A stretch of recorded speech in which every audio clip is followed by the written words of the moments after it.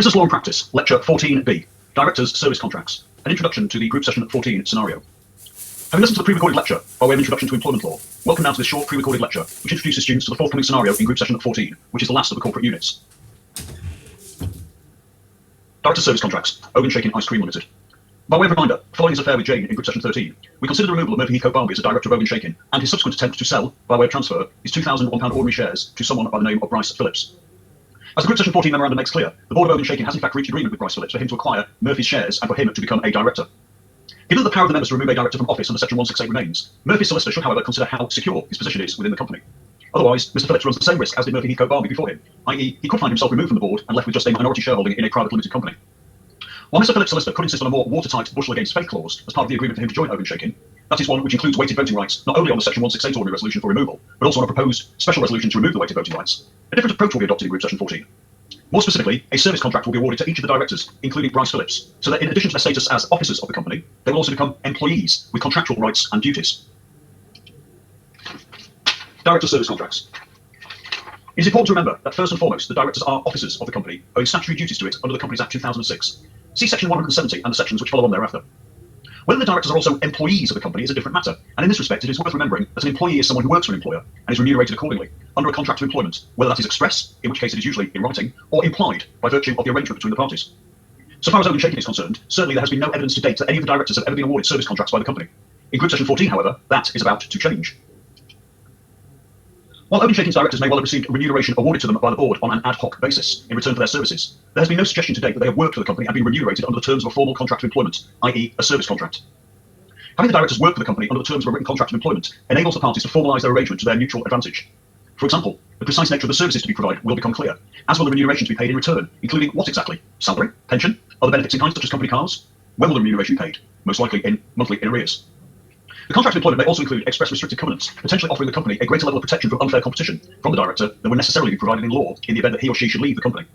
Accordingly, having some or all of the company's directors work for it under the terms of a service contract is not unusual in practice. However, is there any specific law that the practitioner should be aware of when awarding a director a service contract? See the next slide.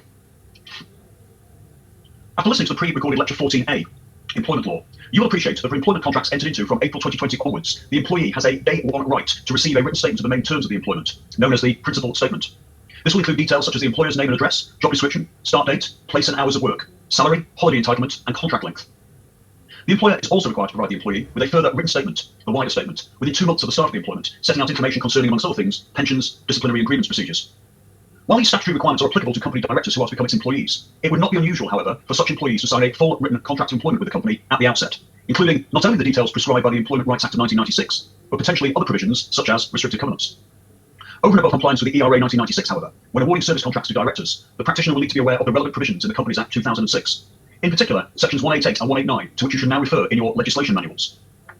As you'll see from the headings of the two sections, section 188 makes reference to the need for members' approval when the company is to award a long-term service contract to a director, while section 189 deals with the civil consequences of failure to comply with section 188 when this is required.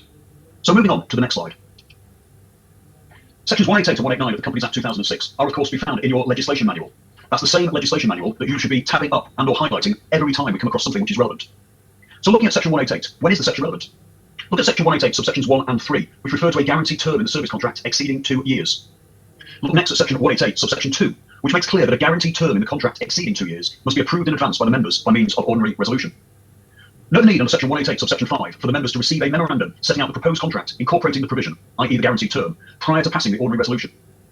Further, given the wording of section 188 subsection 5b, you might on reflection appreciate that passing the section 188 ordinary resolution at a general meeting using the short notice procedure does not actually comply with the legal requirement. Accordingly, if there is a need for the members to approve the service contract incorporating the guaranteed term quickly, use of the written resolution procedure is advisable. Finally, note section 189 and ask yourself what the consequences are of not complying with section 188 when this is indeed a legal requirement. You will see that the next slide deals with the potential consequences of removing a director with the benefit of a service contract from office. Although before we consider that slide, please remember that after the passing of the section 188 ordinary resolution, a board meeting should be held at which the directors exercise their powers under Model Article 3 and actually award the service contract to the director in question, in other words by passing a board resolution to that effect. In this regard, you should also note section 1776C of the Companies Act and also section 228. So moving on to the next slide. Removing a director with a service contract from office. So, should the members contemplate the removal of a director with the benefit of a service contract from office, the practitioner should now consider what the implications of such course of action will be by virtue of his or her status as an employee. In particular, will removal as a director breach the terms of the service contract, opening up the company to a claim for damages for wrongful dismissal? That is, as inadequate notice has been given in accordance with the terms of the contract. Further, should the director employee have at least 2 years continuous employment with the company, then, as you have heard in Lecture 14A on employment law, the individual is eligible to bring a claim for unfair dismissal. In the event of such a claim being successful, you will appreciate that the individual may be awarded compensation by the employment tribunal. So, moving on to the last of the slides for this short pre-recorded lecture 14B, which precedes Group Session 14. Group Session 14, by way of reminder, is of course the last of the corporate units. Group Session 14, Oven Shaking Ice Cream Limited, last of the corporate units. You will see from the Unit 14 papers, Document 14.1, that agreement has been reached for Bryce Phillips to acquire Mr. Heathcote Barmby's 2,000 £1 ordinary shares in Oven Shaking Ice Cream Limited, and, at the same time, for him to join as a director of the company. Rather than returning to the idea of including weighted voting rights on a Section 168 ordinary resolution to remove a director from office, along with weighted voting rights on a special resolution to remove the weighted voting rights, which, by the way, would make it very difficult to ever remove an incompetent and or corrupt director from office, the plan in Group Session 14 is to award each of the directors a service contract with the company. Document 14.1 sets out the proposed terms of the contracts, but you will also see that Mary wants to ensure that if a director is removed from office, he or she will lose the benefit of the contract of employment. Likewise, if the individual is fired as an employee by the board, the individual will at the same time also cease to be a director.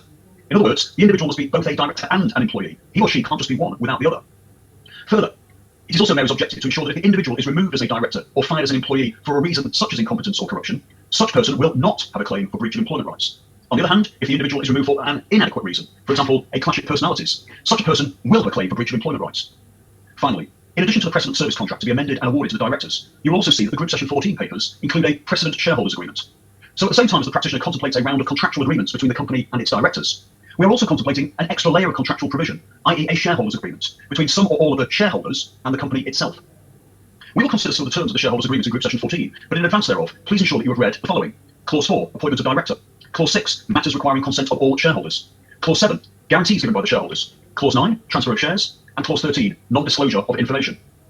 So, to conclude, while an understanding of the company's articles of association is of course vital whenever one is dealing with a company, in order for the practitioner to complete the picture, he or she may need to take into account the director's service contracts and a shareholders agreement. Just to confirm, of course, unlike the company's articles of association, documentation such as director's service contracts and a shareholders agreement are not accessible by means of a search at Companies House. So thank you for listening, everyone. The tutors look forward to seeing you in Group Session 14, which, as we have said, is the last of the corporate units on the BLP course. Please ensure that you bring your legislation manuals along with you, and please do attend. And thank you very much for your time.